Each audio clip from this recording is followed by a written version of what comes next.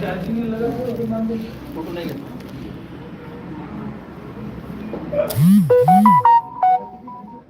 हाँ चार्जिंग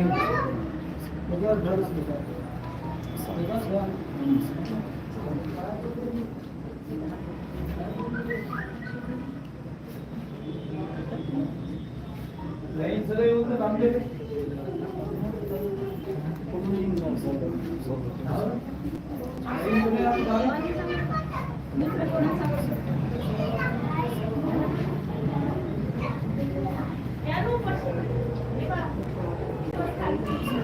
आता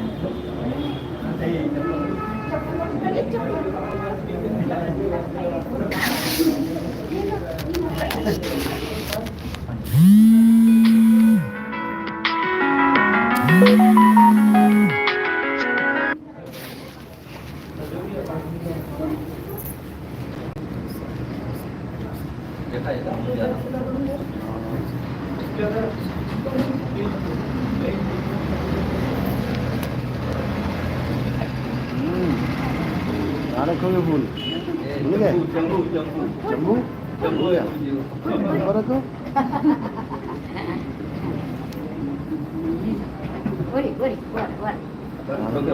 यहाँ पे चलो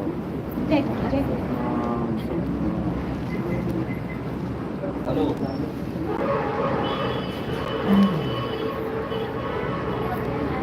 माता जी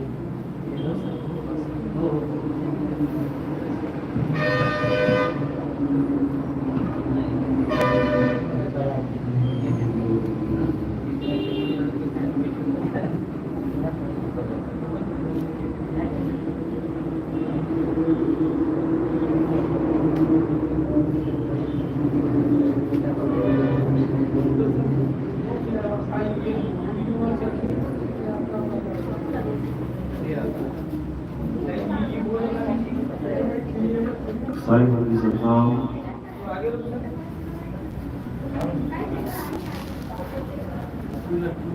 सारे वर्गी सतनाम। ठीक है, आवाज इधर कोई कर दो।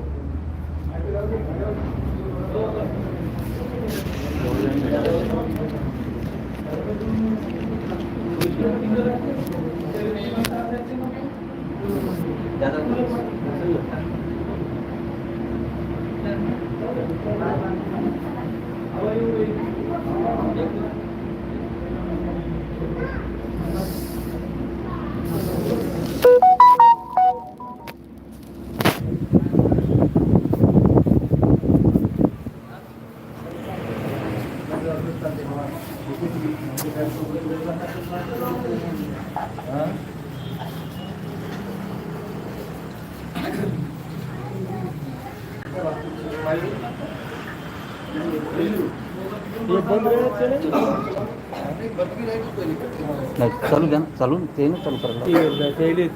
चार्जिंग चार्जिंग प्लग लावा लागतं ते. साई वर्गी सतनाम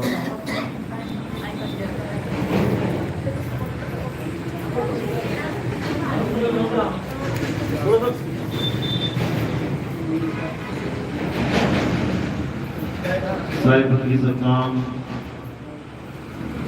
तो आज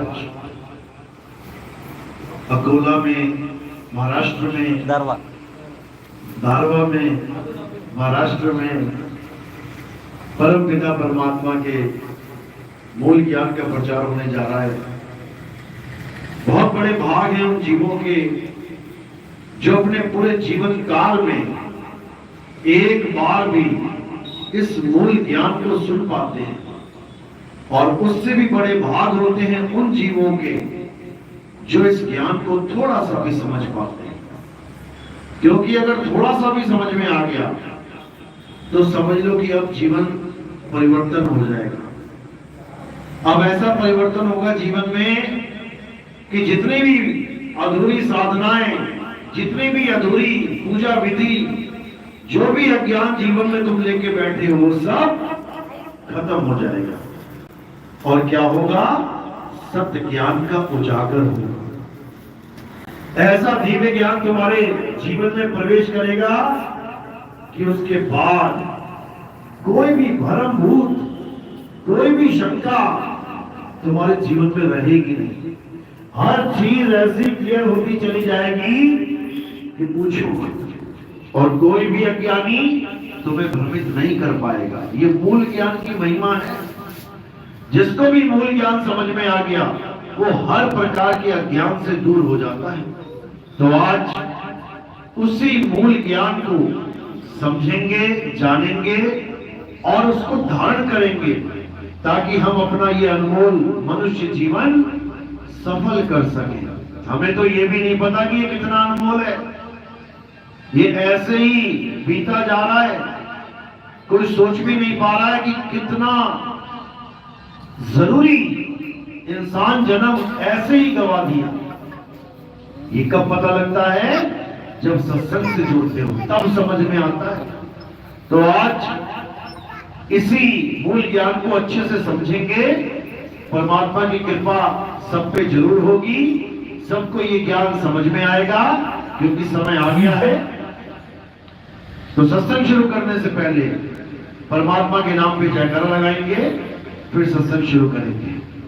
बोलिए परमपिता परमात्मा की जय, सद्गुरु बंदी छोड़ कबीर साहेब की जय, सभी संतों की जय, सभी भक्तों की जय, सत्संग कराने वालों की जय, के आनंद की जय,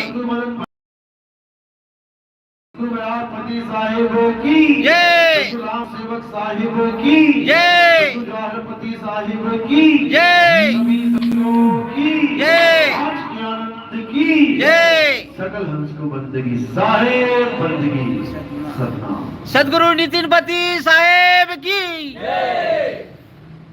तो तो मालिक अपने जीवों को इस काल जाल से निकालने के लिए, इस भरम जाल से निकालने के लिए चारों युग में आते हैं। सतयुग में सतसुकृत नाम से, त्रेता में मुनिंद्र नाम से, द्वापर में करुणामय नाम से और कलयुग में कबीर नाम से। ये हमें जगाने के लिए आते हैं, हमें समझाने के लिए आते हैं कि जिस दुनिया को हमने अपना घर समझ लिया है, जिस नाशवान संसार को हमने अपने परमात्मा का घर समझ लिया है, इस नाशवान संसार को छोड़ के अपने मालिक के असली घर जाने का संदेश देने आते हैं।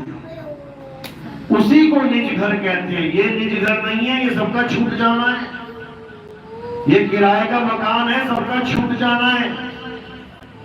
निज घर यानी जहां जाकर तुम्हें वापस वो घर छोड़ना ना पड़े, तुम्हारा अपना घर, कोई तुम्हें निकालने वाला नहीं। आप देखोगे शहर में किराए के कमरों में लोग रहते हैं, फल का भरोसा नहीं है, कब मकान मालिक कह दे भैया गाली कर दो। लेकिन जो अपना घर होता है उस पे किसी का राज नहीं चलता, उस पे अपना राज है, कोई निकालने वाला नहीं। तो इसी को निज घर यानी परमात्मा का असली घर संतों ने बोला है।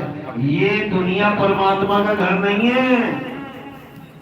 ये कोई कहे कि ये परमात्मा ने दुनिया बनाई है, नहीं बनाई है। परमात्मा को क्या जरूरत पड़ेगी दुनिया बनाने की? ये जीव जन्मों जन्मों से दुख पा रहा है, परमात्मा क्यों दुखी कर रहा है जीव को? क्यों नहीं दुनिया खत्म कर देता? अरे बहुत खेल खेल लिया, युगों युग बीत गए, जन्म मरण में हम फंसे पड़े हैं, क्यों नहीं परमात्मा खत्म कर देता? ये सारी सृष्टि नहीं करेगा, कभी नहीं करेगा। क्यों? क्योंकि ये परमात्मा ने बनाई ही नहीं है, खत्म क्यों करेगा? इसे बनाने वाला कौन है? काल निरंजन, अलख निरंजन, वही ये सृष्टि बनाता, पालता और बिगाड़ देता है। इस सृष्टि से कोई नहीं निकल सकता। जो एक बार आ गया वो कभी नहीं निकल पाएगा। कब निकलेगा? जब मालिक उस पर दया करेंगे तब निकल पाएगा। तो मालिक दया करने के लिए चारों युग में आते हैं, लेकिन लोग उन्हें समझ नहीं पाते। कोई उनको कवि मान के बैठ जाता है, कोई उनको समाज सेवक मान के बैठ जाता है, कोई उनको दुल्हा मान लेता है, लेकिन कोई उनको आत्मदेव नहीं समझ पाता। इसीलिए यही जन्म मरण में फंसे रह जाते हैं। तो कबीर साहब कहते हैं, युगन युगन हम आए चेतावा, कोई कोई जीव हमारा हो, कहे कबीर ताही पहुंचाऊं, सत्य पुरुष दरबारा हूं। कहते युगों युगों तक मैं आता हूं चेताने के लिए, लेकिन ये जीव चेतने को तैयार ही नहीं है, ये बात को समझता ही नहीं है। अज्ञानता को ही सत्य मान के बैठ जाता है, असत्य को ही सत्य मान के बैठ जाता है। ये मंदिर मस्जिद गुरुद्वारों के चक्कर में सारा जीवन बर्बाद कर लेता है। ये पत्थरों को भगवान मान लेता है, ये सोने की मूर्तियां, चांदी की मूर्तियां, अष्ट धातु की मूर्तियों को भगवान मान लेता है, जबकि वो क्या है? असत तत्व है। पत्थर, सोना, चांदी तत्व तो है, लेकिन असत तत्व है, क्योंकि टूट जाते हैं, जल जाते हैं, गल जाते हैं।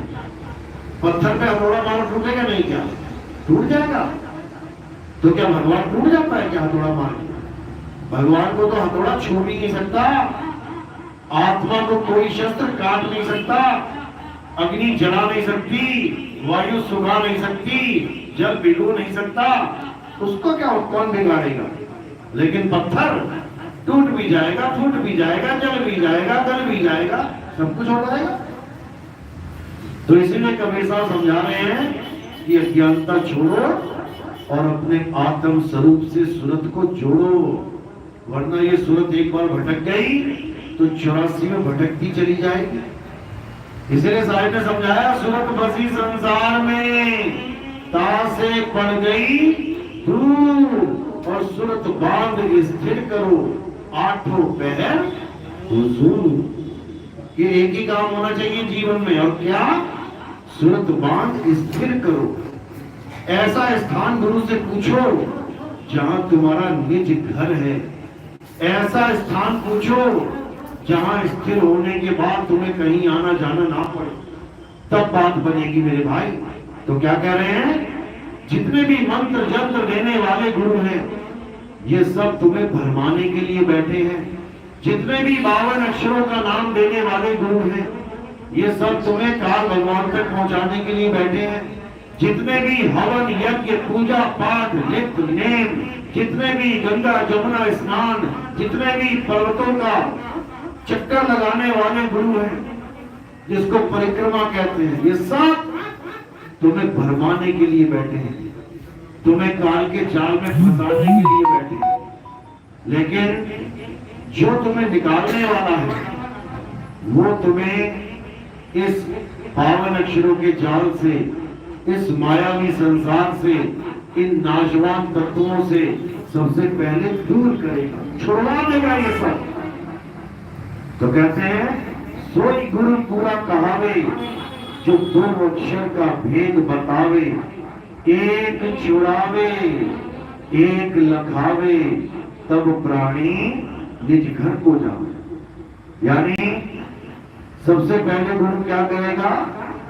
ये सारे 52 अक्षर, ये सारी पूजा पाठ हवन यज्ञ नित्य नेम दिया अगरबत्ती सब छुड़वा देगा।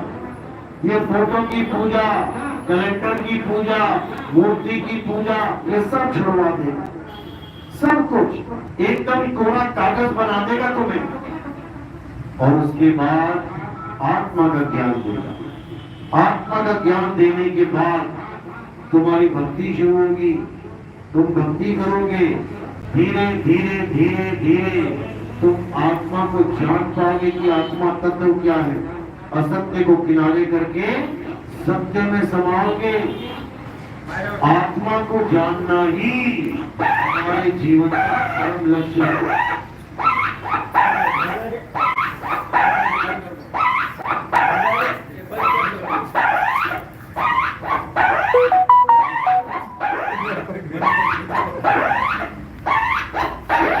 तुम्हारा जवाब बंद कर दो, बंद कर दो, पीछे से आप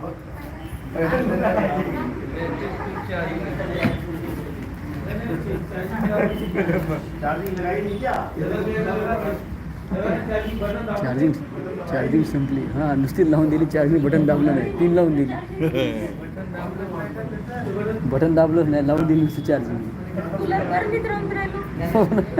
ते नुसती पिन खोसून दिली. पिन खोसली नुसती, खालून खालून चालू नाही गेलं.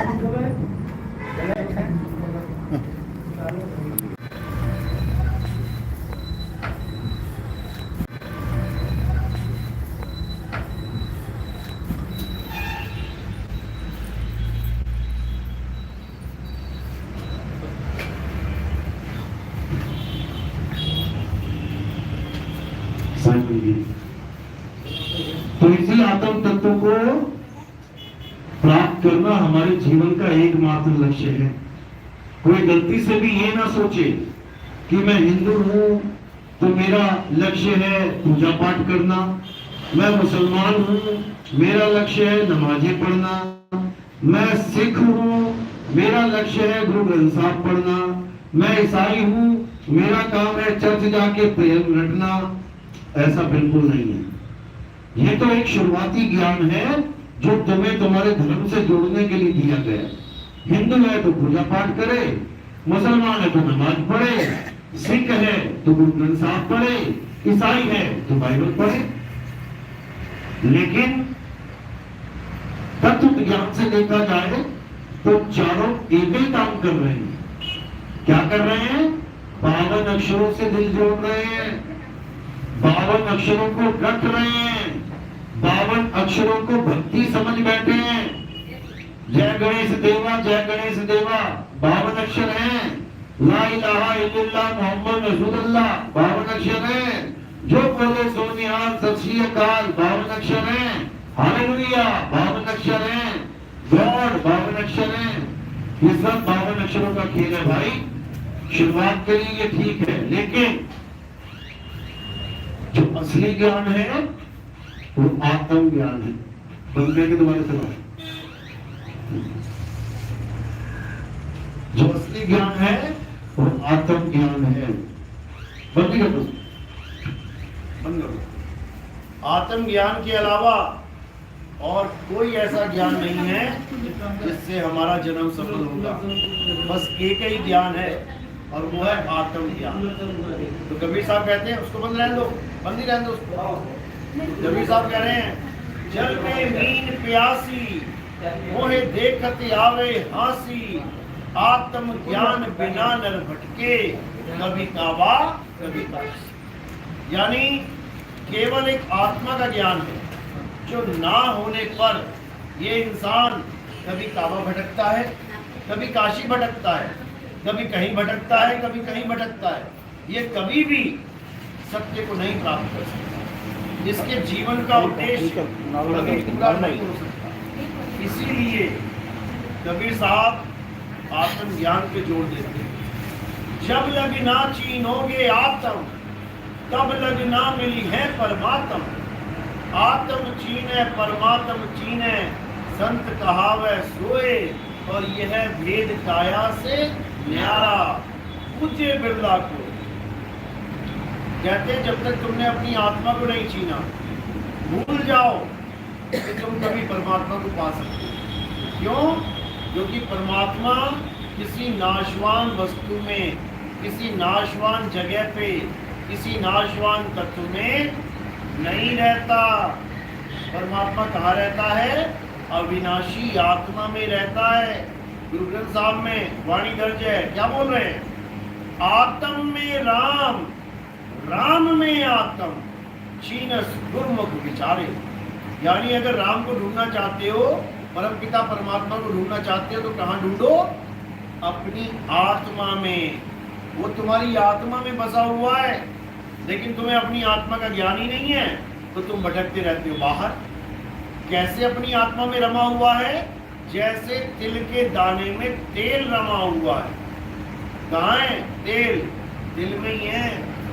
ज्यों तिल माही तेल है, और ज्यों चटमक में आग, तेरा साईं तुझ में है, और जाग सके तो जाग। अब जो लोग ये सोच के बैठे हैं कि हमारा साईं तो सतलोक में बैठा है, वो कितने करोड़ों किलोमीटर योजन दूर बैठा हुआ है, ये सब अज्ञानी जीव हैं। इनको नहीं पता कि सतलोक कहते किसे हैं। इन्हें नहीं पता कि अनामी लोग, अलग लोग कहते किसे हैं। ये केवल वाणियां पढ़ पढ़ के कल्पना, कल्पित लोग मान के बैठ गए। जबकि वाणी क्या कह रही है? लोक अलोक शब्द है भाई, और जिन जाना तिन संचय जाई। जो लोगों की बात चलती है कि सतलोक चलेंगे, सतलोक चलेंगे, असल में सतलोक क्या है? शब्द है। सतलोक में जाने का मतलब है शब्द में समाना। और कौन समाएगा? सुरत समाए शब्द में, वाको काल न खाए, ये जाप मरे अजपा मरे, अनहद भी मर जाए। सूरत समाएगी शब्द में, तब काल नहीं खाएगा, नहीं तो 84 लाख में भटक जाओगे। काले काल खाएगा हर जगह। देख लो, चूहे को बिल्ली खा रही है, बिल्ली कुत्ता खा रहा है, कुत्ते को बाघ खा रहा है, बाघ को शेर खा रहा है। देख लो, शेर मर गया, कीड़े खा रहे हैं, कीड़े को फिर कौवा खा रहा है, कुछ चिड़िया खा रही है। ये डेथ एंड बर्थ सर्किल चलता ही जाएगा। इस 84 के चक्कर में बच नहीं पाओगे, बार बार काल के मुंह में जाना पड़ेगा। तो क्या कह रहे हैं? बचना चाहो काल जाल से, चीनो शब्द हमारा, और कहे कबीर अमर कर राखूं, जो निज हुए हमारा। कहते जो मेरा हो गया उसको मैं कहाँ रखूंगा? अमर करके। शब्द में रखूंगा, क्योंकि तुम्हारा असली ठिकाना कोई सतलोक, अलग लोक, अगम लोक नहीं है। तुम्हारा असली ठिकाना क्या है? गुरु का शब्द, उसी में है असली ठिकाना। तो कह रहे रहना नहीं देश बेगाना है, ये धरती कागज की पुड़िया, बूंद पड़े घुल जाना है, ये संसार झाड़ और झाखड़। देखो क्या है यहाँ पे, पेड़ पौधे हैं, झाड़ झाखड़ इसी को कहते हैं। अरे उलझ पुलझ मर जाना है, कहे कबीर सुनो भाई साधो, सतगुरु नाम ठिकाना है। जो सतगुरु नाम देता है वो कोई मंत्र जंतर नहीं होता कि तुम उसको जपोगे बैठ के माला पे, राम राम राम राम, अल्लाह अल्लाह, वाहिगुरु वाहिगुरु। वो मंत्र नहीं है। सतगुरु का शब्द क्या है? ठिकाना है, यानी तुमने उसमें रहना है, समाना है। अभी कहाँ रह रहे हो? काल की दुनिया में, और बाद में कहाँ रहोगे? सतगुरु के शब्द में। सतगुरु नाम ठिकाना है। तो जब ये ठिकाना मिल जाएगा उसके बाद तुम्हारा आना जाना खत्म हो जाएगा। फिर ना कहीं आना और ना कहीं जाना, आपे में आप समाना, अपने स्वरूप में समा जाओगे। फिर तुम्हें किसी नकली स्वरूप की जरूरत नहीं पड़ेगी, ये नकली चमड़े की जरूरत नहीं पड़ेगी कि मैं रहने के लिए कोई घर ढूंढता फिरूं। चूहे का शरीर, बिल्ली का शरीर, सांप का शरीर, बिच्छू का शरीर, कौन रहता है इन शरीरों में? सुरता रहती है, सूरत रहती है। सूरत फंसी संसार में, दास से पड़ गई दूर, और सूरत बांध स्थिर करो, आठों पहर दूर। अगर परमात्मा से दूर हुई है, शब्द से दूर हुई है, तो किसकी वजह से? इस संसार की वजह से। अगर कोई ये सोचे कि परमात्मा ने संसार बनाया है, तो उससे बड़ा अज्ञानी इस दुनिया में कोई नहीं। परमात्मा तो संसार से छुड़ाता है, इसीलिए उसे बंदी छोड़ कहते हैं। और बंदी कहाँ रहता है? इसी संसार में रहता है। ये बंदियों के लिए संसार है। इस संसार में सब बंदी हैं। छुड़ाने वाला कौन है? परमात्मा। और जब वो छुड़वाता है, उसके बाद कोई भी जीव इस संसार में वापस नहीं आता। समझ लो, अगर ये परमात्मा ने दुनिया बनाई है तो क्यों नहीं वापस आना है?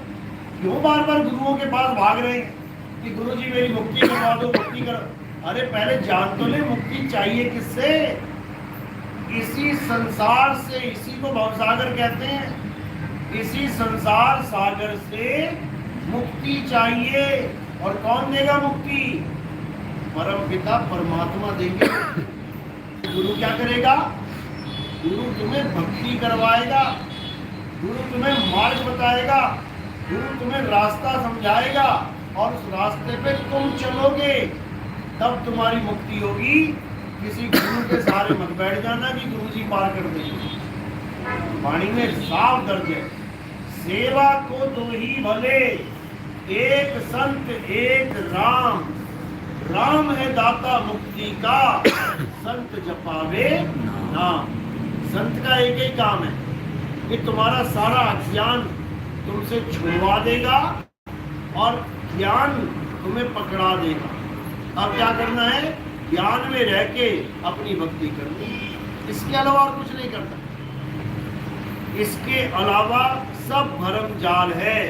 पूजा पाठ करना, हवन यज्ञ करना, मंत्र जपना, भगवानों के नाम जपना, तीर्थ जाना, मूर्त पूजना, किसी पहाड़ की परिक्रमा करना, किसी नदियों में गोते लगाना, नदियों में पाप धुलवाने, पता लगा पैर फिसल गया तो खुद ही साफ हो गए। पाप तो क्या साफ होने दे, तुम ही साफ हो गए दुनिया से। तो भैया ऐसे भी पाप नहीं साफ करवाने कि वहाँ जाओ और भगदड़ में कुचल के मर जाओ। इससे अच्छा घर बैठ के पाप भोगे तो भाई, क्यों मरना वहाँ जाके पैरों के नीचे आके लोगों के। तो इसलिए अब क्या करना है? अब केवल एक काम करना है जो गीता में समझाया गया। हे अर्जुन, इस जीव को, इस मनुष्य को क्या करना चाहिए? इस मनुष्य को केवल और केवल अपनी आत्मा में रमण करना चाहिए। कहाँ लिखा है? अध्याय 3 17वां श्लोक क्या कह रहे हैं? हे अर्जुन, जो इंसान अपनी आत्मा में रमण करते हैं, जो अपनी आत्मा में तृप्त हैं, जो अपनी आत्मा में संतुष्ट हैं, उनके लिए कोई धार्मिक कर्म कर्तव्य लागू ही नहीं होता। यानी उसे सारी उम्र किसी पूजा पाठ करने की जरूरत नहीं, उसे सारी उम्र कोई मंत्र जंतर, कोई हवन यज्ञ करने की जरूरत नहीं, उसे सारी उम्र किसी नमाज को पढ़ने की, किसी गुरबानियों को पढ़ने की जरूरत नहीं, उसे कोई भी नदियों में स्नान करने की जरूरत नहीं, भगवान के नाम पे कोई भी धार्मिक कर्म करने की जरूरत नहीं। इतनी छूट मिल गई है उसको कि कुछ करना ही नहीं है। क्या करना है? केवल और केवल अपनी आत्मा में रमण करना है। अध्याय 3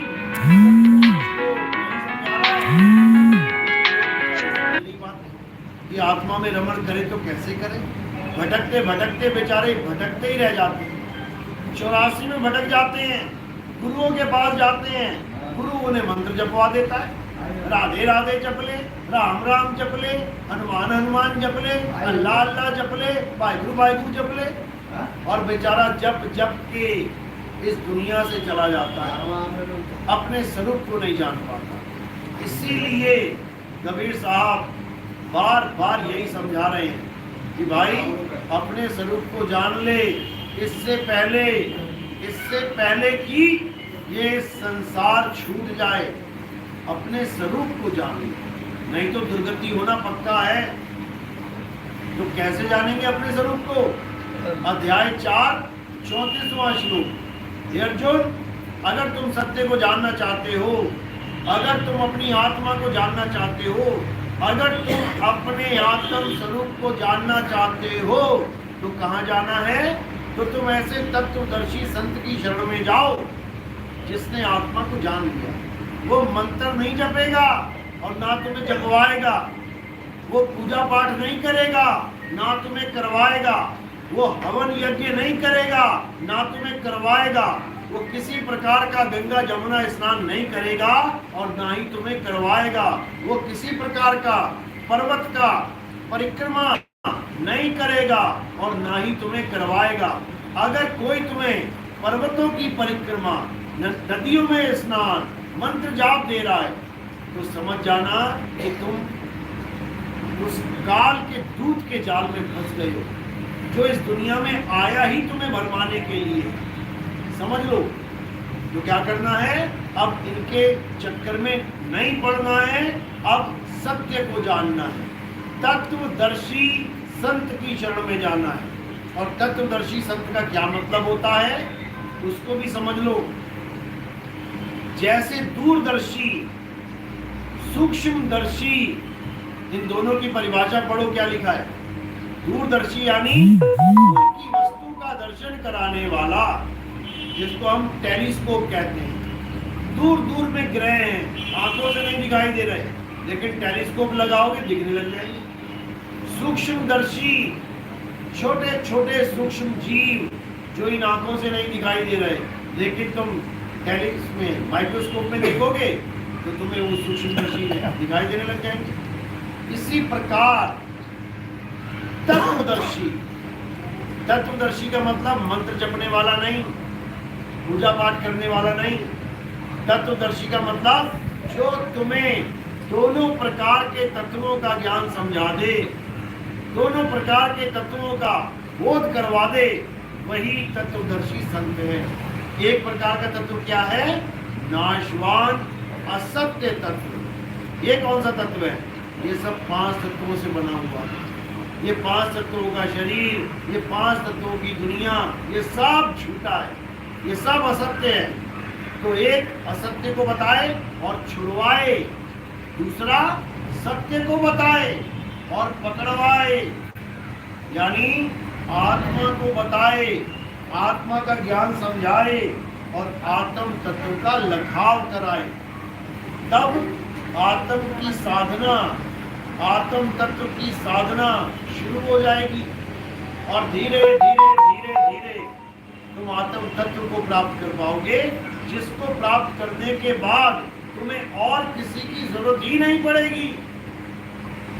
हे अर्जुन, स्वरूप सत सिद्ध व्यक्ति के लिए किसी अन्य जीव पर निर्भर रहने की कोई आवश्यकता नहीं रह जाती। अध्याय 3 18वां श्लोक यही समझा रहा है कि अगर किसी ने आत्म स्वरूप को प्राप्त कर लिया, उसको किसी की जरूरत नहीं रह जाती, सब कुछ मिल गया उसे।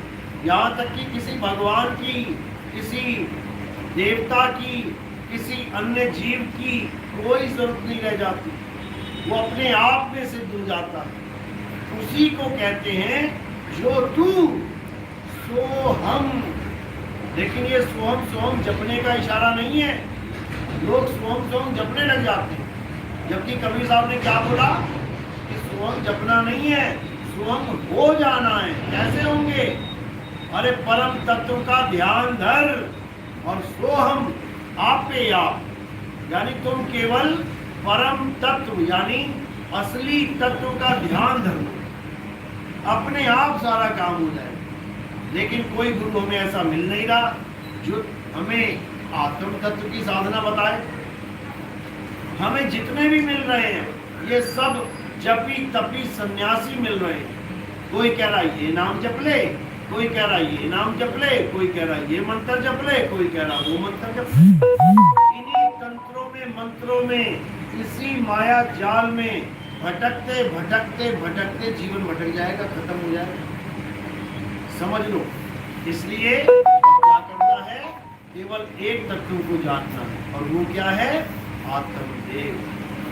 उसी को गुरु ग्रंथ साहब में वाणी दर्ज है, आत्मदेव पूजिए गुरु के सहज सुभाए। अगर कोई पूजनीय है इस संसार में, इस जगत में, तो वो कौन है? आत्मदेव। उसके अलावा कोई पूजा के लायक नहीं है। कोई पानी में डूब के चला गया, कोई पैर में कील खा के चला गया, कोई कैसे चला गया, कोई कैसे चला गया, लेकिन आत्मा, उसको कोई तीर मारने में सक्षम नहीं है। उसको पानी भिगो नहीं सकता, उसको वायु सुखा नहीं सकती, उसका कोई कुछ बिगाड़ ही नहीं सकता। उसी आत्म तत्व की महिमा महाराष्ट्र में कितने संतों ने गाई। आप ज्ञानेश्वर महाराज जी की गीता पे टीका करा था ना, एक बार पढ़ लेना उसको हमारे सत्संग सुनने के बाद। तुम्हें एक एक चीज समझ में आने लग जाएगी कि आखिर वो बता क्या रहे हैं। मुक्ता भाई की तुम पढ़ लेना वाणी, तुम्हें एक एक चीज समझ में आने लग जाएगी। उस वाणी में ये तक दर्ज है कि कबीर साहब चारों युगों में आते हैं, चारों युगों में। मैंने सत्संग बनाया था ना, सुना है? सुनना उसको। कई लोग कहते हैं कबीरपंथी कबीर साहब को बड़ा बनाने के चक्कर में ये बातें बोलते हैं कि कबीर साहब चारों युगों में आते हैं। अरे भैया, हम कबीरपंथी हैं, ठीक है। मुक्ताबाई क्यों लिख रही है अपनी वाणी में? ज्ञानेश्वर महाराज क्यों लिख रहे हैं? क्या उनको भी कोई लालच है क्या? हम चलो, हमें लालची मान लिया किसी ने कि अपने गुरु को बड़ा बनाने का लालच है कि ये कबीरपंथी है, कबीर साहब को बड़ा बना रहे।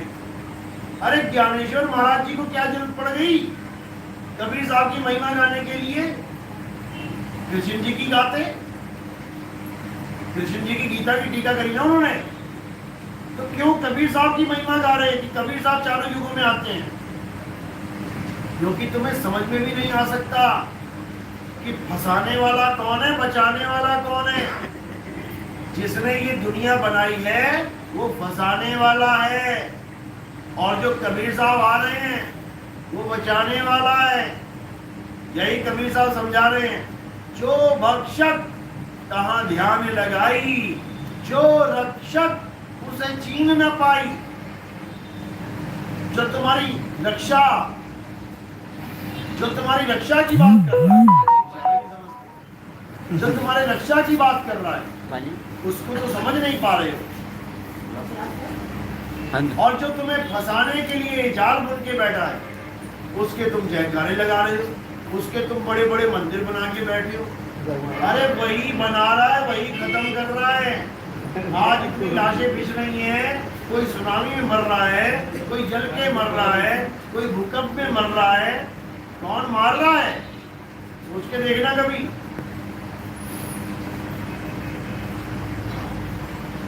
कौन मार रहा है उसको, ये जीवों को कौन तड़पा तड़पा के खात्मा कर रहा है? यही निरंजन है, ये ना किसी पर दया करता। समझ लो, अर्जुन को जब अपना विराट रूप दिखाया इसने, तो अर्जुन क्या बोला?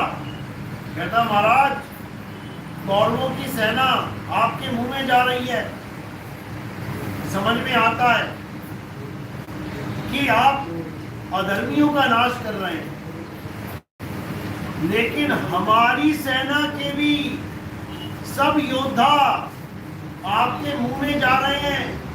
आप उनके सिरों को चूरा कर रहे हैं, चूर्णित कर रहे हैं, चूरा बना रहे हैं, चबा चबा के। जैसे हम मूंगफली के दाने लेते हैं, मुंह में डाला, फिर क्या करते हैं? चूरा बना लेते हो।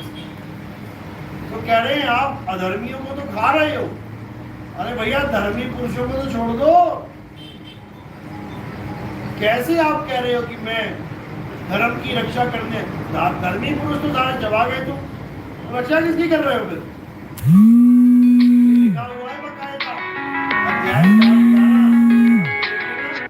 28, 29, 30, 31, 32 सारे श्लोक पढ़ लेना, तुम्हें कहानी समझ में आ जाएगी। क्योंकि तुम्हें परमात्मा का पता नहीं है, इसलिए तुम किसी को भी परमात्मा मान के बैठ जाते हो। एक छोटे से बच्चे को किसी ने किडनैप कर लिया, अबोध बालक को, 2 महीने का, 3 महीने का, उसको पालना शुरू कर दिया, खूब खिलाया पिलाया, तगड़ा कर दिया। किसको बाप बोलेगा? किसको बाप बोलेगा? वो जो किडनैप करके लेके आया है, उसी को कहेगा पापा पापा, तू मेरा पापा, मैं तेरा बेटा। और जो असली पापा है वो उसको समझा समझा के थक जाएगा, अरे तू मेरा बेटा है, ये तुझे किडनैप करके ले आया है। वो मानने को तैयार नहीं होगा।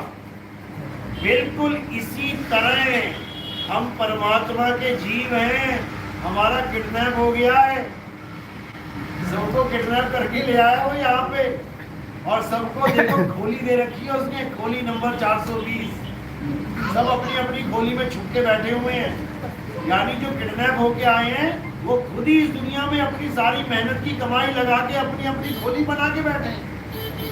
इसी दुनिया में अपनी सारी मेहनत की कमाई लगा के पूरा भव्य महल बना देते हैं यहाँ रहने के लिए, जबकि ये काला पानी की सजा है। ये तुम्हें पता भी नहीं है तुम इस टापू पे आ कहां से गए हो। ये पूरे ब्रह्मांड में एक पृथ्वी घूम रही है, तुम आ कहां से गए पृथ्वी पे? तुम कहां से टपक गए यहाँ पे? किसी को होश नहीं है, सब बेहोश हुए पड़े हैं। अब वहीं पर जहां तुम रहते हो वहां पर बंदी छोड़ कबीर साहब आते हैं चारों युगों में तुम्हें जगाने के लिए कि तुम गलत जगह मकान बना के बैठ गए हो। भाई, ये तुम्हारा देश नहीं है, ये तुम्हारा घर नहीं है, ये काल भगवान का लोक है। तुम काल भगवान के लोक में अपना घर बना के सुख सुविधाएं लेने के चक्कर में जन्म बर्बाद कर रहे हो, जबकि सबकी टिकट कट जाएगी। सबके गले में फंदा पड़ा हुआ है, बस कोई आज खींचा जा रहा है फंदा, कोई 2 दिन बाद, कोई 1 साल बाद, कोई 10 साल बाद। इसलिए किसी को टेंशन नहीं है। और क्या सोच के बैठा है? अरे जब आएगी देखी जाएगी, और जब आती है तो फिर भागा भागा ढूंढता है। इस दुनिया में तुम किसी से भी कह दो, अरे भाई जब मौत आएगी तो क्या करोगे, तो क्या कहेगा? अरे आएगी देखी जाएगी। और जब आती है, अभी कोरोना में आई थी ना, फिर देखो कैसे भगदड़ मचा रहा था, बचा लो हमें, बचा लो। अब क्यों बचा लो? अब आ गई ना, देख ले। अब आ गई है तो देख लेना अच्छे से, ऊपर से नीचे तक देख ले।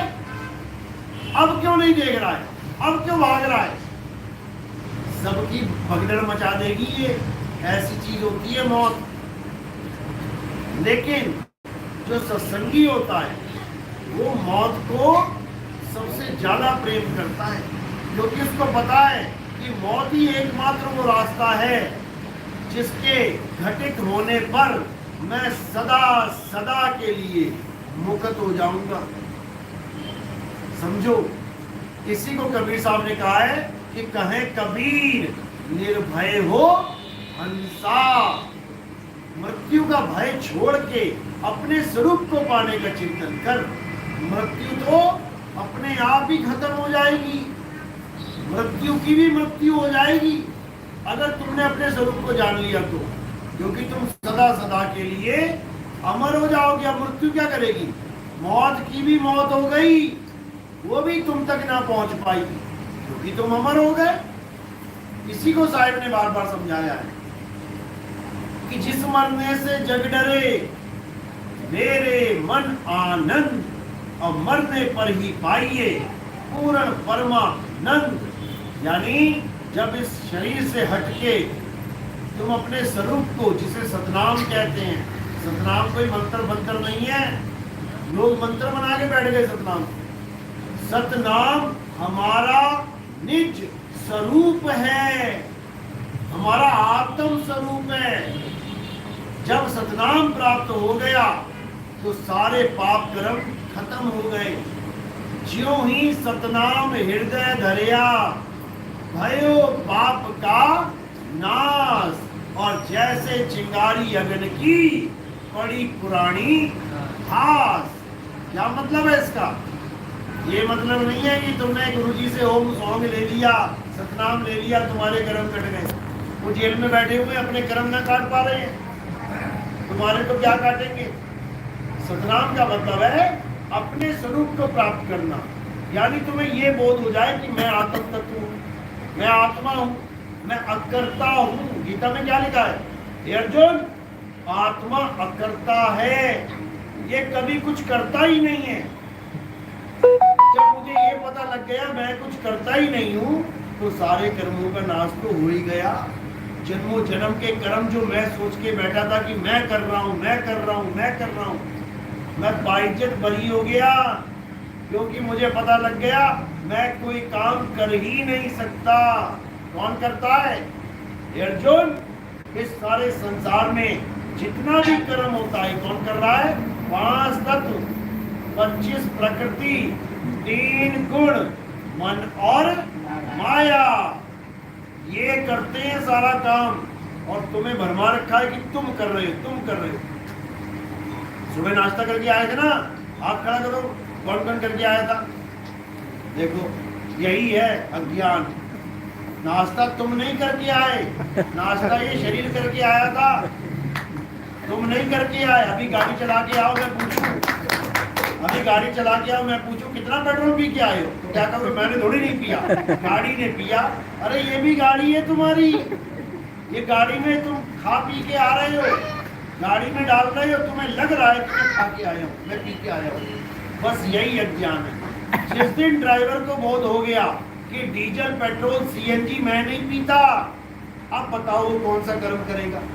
बिल्कुल मुक्त। इसी को बोला गया अकर्ता। यानी तुम इस दुनिया में कोई काम नहीं करते हो, लेकिन ये मन और माया तुम्हें इतना भरमा देते हैं कि तुम्हें लगता है हाँ ये मैंने किया, ये भी मैंने किया, ये भी मैंने किया। अब जब तुम बन गए हो कर्ता, तो भोक्ता कौन बनेगा? तुम ही बनोगे। जब तक तुम अपने आप को कर्ता मान रहे हो, तब तक तुम भोक्ता बनोगे। गर्भ में आना पड़ेगा। बाबा नानक समझा रहे हैं वाणी में, जब लग जानू मैं हूँ कर्ता, तब लग गर्भ जून में फिरता, जब लग जानू बैरी मीत, तब लग नीचल नाही चीत। जब तक तुम अपने आप को कर्ता मान रहे हो, मैंने ये किया, मैंने ये किया, मैंने ये खा के आया, मैं ये पी के आया, तो कान भुगतते रहोगे।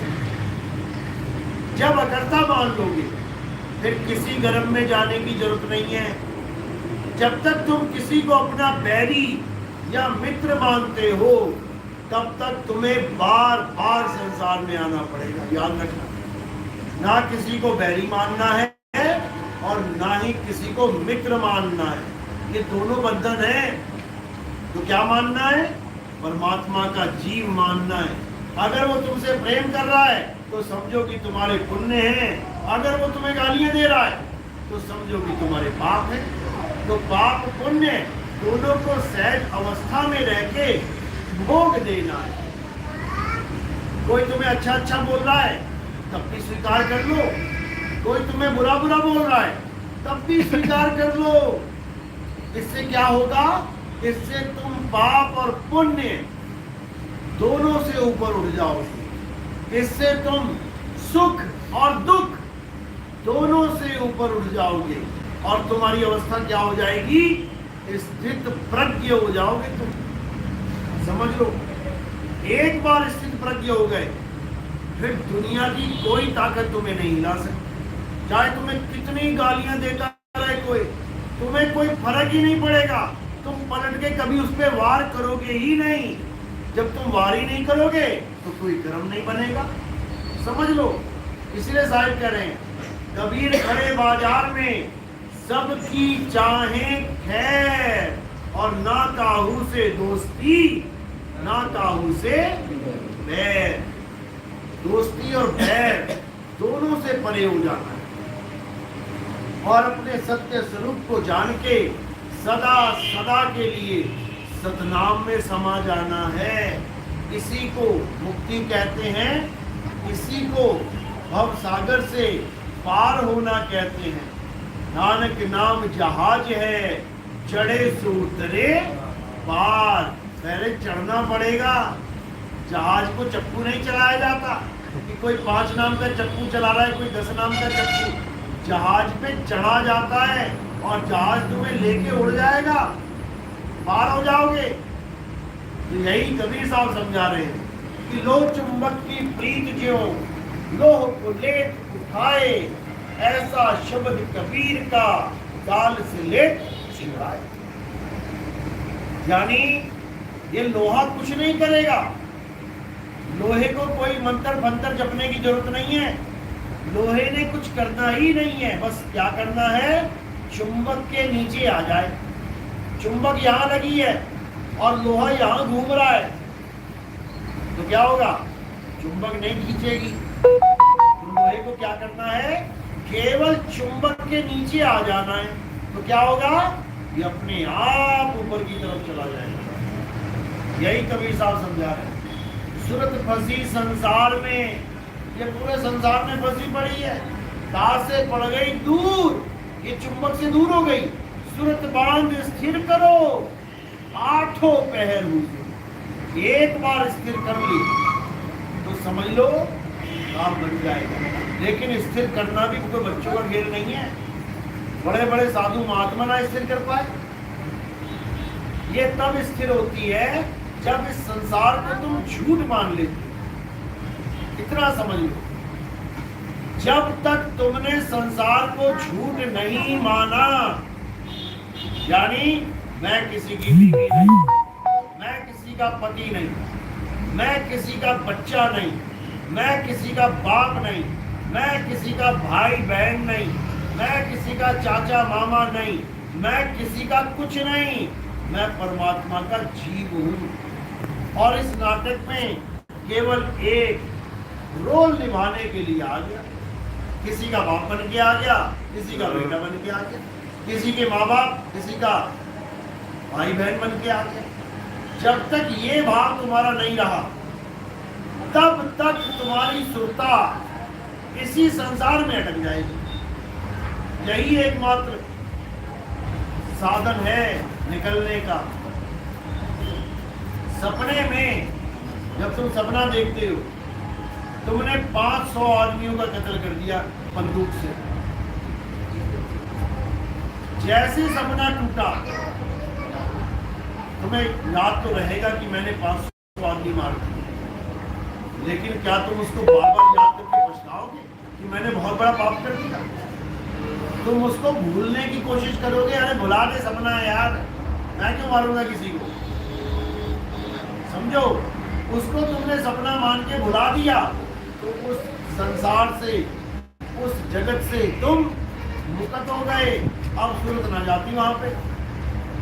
सपने में तुम्हारी लॉटरी लगती है 1 करोड़ की, बड़े खुश हो। जैसी सपना खुला तुम्हारे पास दोन्नी नहीं है, जवन्नी नहीं है,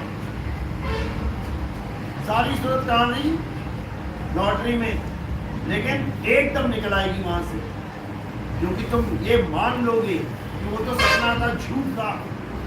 अब तुम बार बार ये दुख नहीं करोगे, अरे यार वो लाख रुपए की नौकरी रह गई यार, अरे वो पैसा वहीं रह गया, काश लिया था यहाँ। एक बार भी चिंतन नहीं करोगे उसका। और यहाँ का अगर 100 रुपया भी गिर जाए सड़क पे, 10 बार ढूंढोगे यार कहाँ चला गया।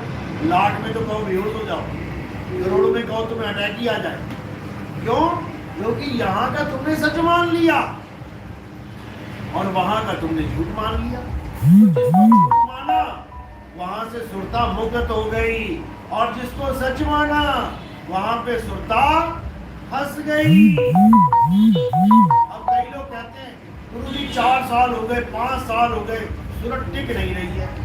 अरे तो तुम देखो ना क्यों नहीं टिक रही, कहाँ टिकी हुई है, कहाँ फंसी हुई है, और तुम देखो। बच्चे में, घर में, दुकान में, मकान में, खेतों में, फसलों में, कहाँ फंसा के बैठे हो। वो तुम देखो। जिसका ज्यादा ध्यान बच्चे में है, वो बच्चे को ही सोच रही है बार बार बार बार बार बार, मेरे बच्चे को ऐसा हो जाए, मेरे बच्चे को वो ना हो जाए, मेरा बच्चा पढ़ ले, ठीक से नौकरी लग जाए, ऐसा हो जाए। पूरा दिन इसी में दिमाग घुसा हुआ है, सूरत फंसी हुई है, और कह रहे मेरी भक्ति नहीं बन रही। भाई जब ऐसे माहौल में रहते हो तो पैसेंजर ट्रेन की तरह सुरता काम करती है, यानी चल तो रही है लेकिन हर स्टॉपेज पे रुक रुक के चल रही है। और जब इस संसार को झूठ मान लेते हो तब ये सुपर फास्ट एक्सप्रेस की तरह चलती है, फिर किसी में नहीं अटकती। फिर कोई बच्चे को तुम्हारा बच्चे वाला भाव नहीं रह जाता कि ये मेरा बच्चा है, क्या रह जाता है, ये परमात्मा का बच्चा है। किसी माँ के यहाँ से मरा बेचारा पिछले जन्म में, मेरे यहाँ पैदा हो गया, अब मेरे यहाँ मरेगा, किसी और के यहाँ पैदा हो जाएगा, वहां मरेगा, तो बच्चा किसका है। माँ तो हजारों बना ली, लेकिन माँ है कौन? कोई भी माँ नहीं है। ये तो दुनिया में आने का जरिया है, निकल के आ गए दुनिया में। इसका मतलब ये नहीं कि तुम्हारी माँ हो गई है। कोई किसी का माँ, कोई किसी का बाप नहीं है। एक लेवा एक देवा दूतम, कोई किसी का पिताना पूतम। ये सब माया का खेल है। तो आज का सत्संग यही समाप्त करते हैं। और अब आरती का समय है। आरती कैसे करनी है? थोड़े से फूल उठा के मेरे सिर पे रखने हैं और आरती की थाली घुमा लेनी है। कोई प्रचार प्रसार में योगदान करेगा तो केवल पैरों में रखना है। हमारे यहाँ केवल और केवल आत्मदेव की आरती होती है, गुरु की आरती होती है। हमारे यहाँ किसी फोटो, कैलेंडर, पत्थर की पूजा नहीं होती, ना ही कोई करना गलती से। बात का सत्संग यही समाप्त करते हैं।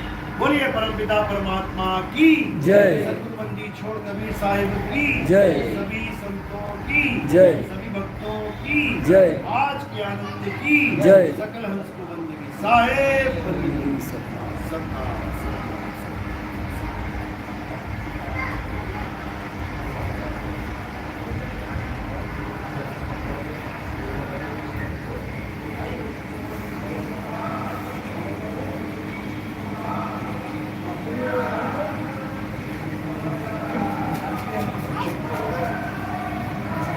आरती की थाली ले आओ।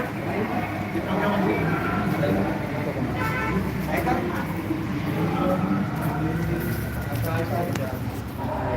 लाइन